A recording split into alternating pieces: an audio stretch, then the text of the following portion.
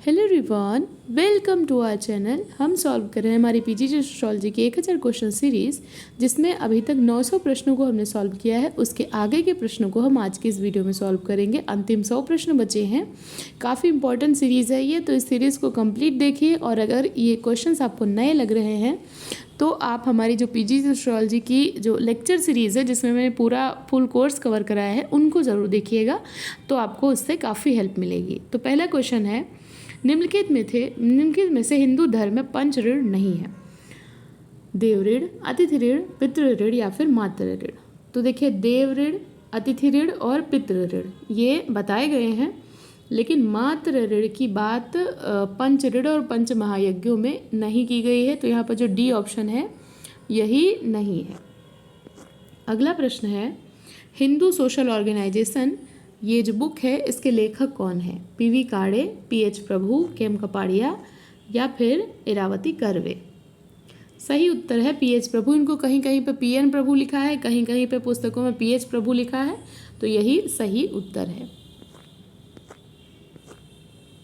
अगला क्वेश्चन है, पुरुषार्थ आश्रम व्यवस्था के मनः नैतिक आधार होते हैं।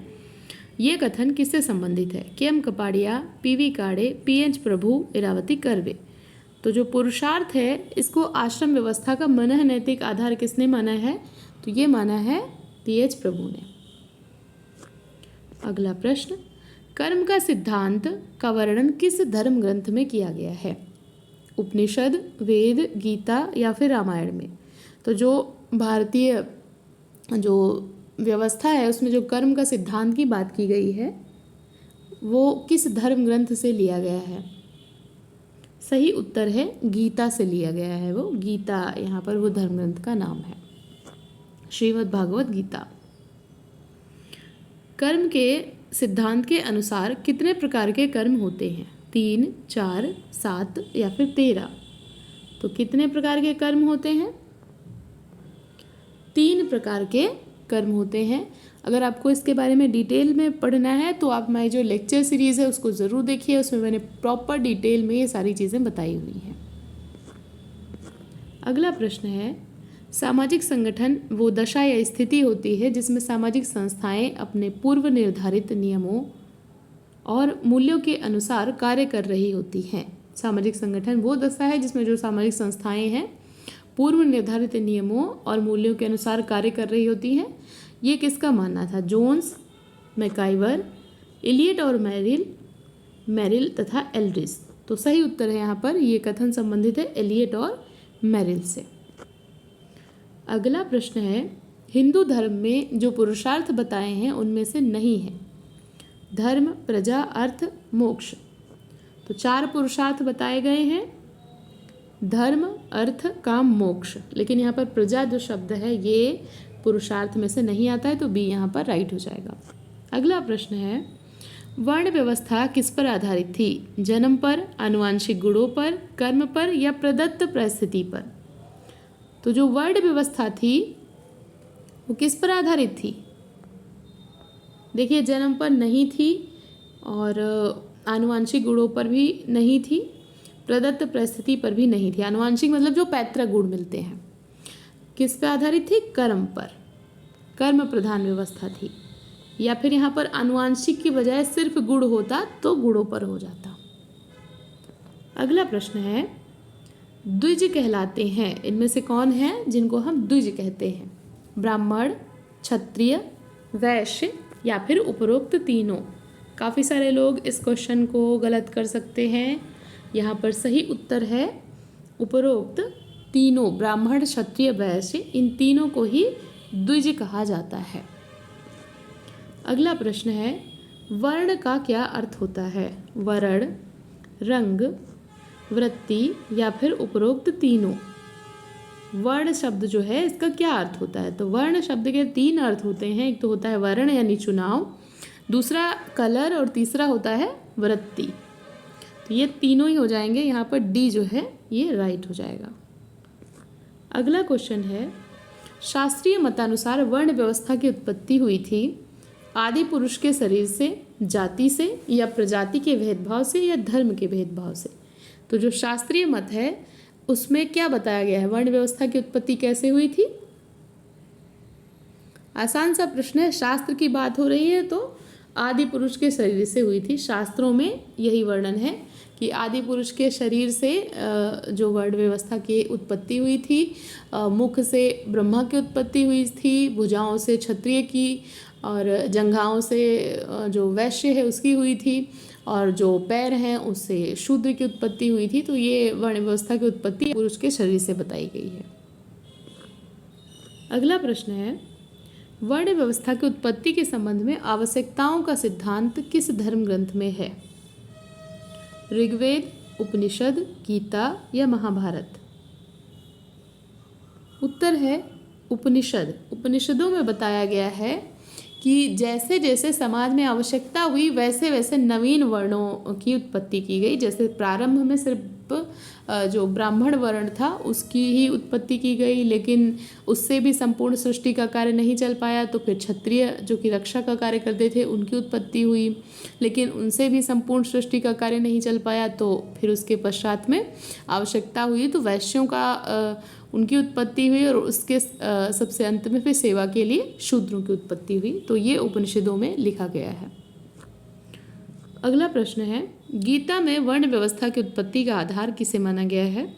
जन्म को, व्यवसाय को, गुणों को या आवश्यकताओं को? तो जो गीता है उसमें वर्ण व्यवस्था में उत्पत्ति का आधार किसको माना गया है?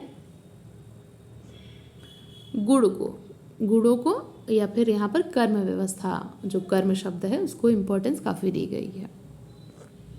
अगला प्रश्न है, वर्ण व्यवस्था का संबंध कर्म से था, जन्म से नहीं, क्योंकि वर्ण का संबंध व्यवसाय से था। ये जो कथन है किससे संबंधित है? G S Ghurye, KM. Kapadia, KM. Panicker या फिर पी.एन. प्रभु? उत्तर है के.एम. पनिक्कर। अगला प्रश्न, वर्ण व्यवस्था में रंग का सर्वाधिक महत्व है, ये किसका मानना था? K M. Panikkar, G S Ghurye, P V. Kane, P H. प्रभु?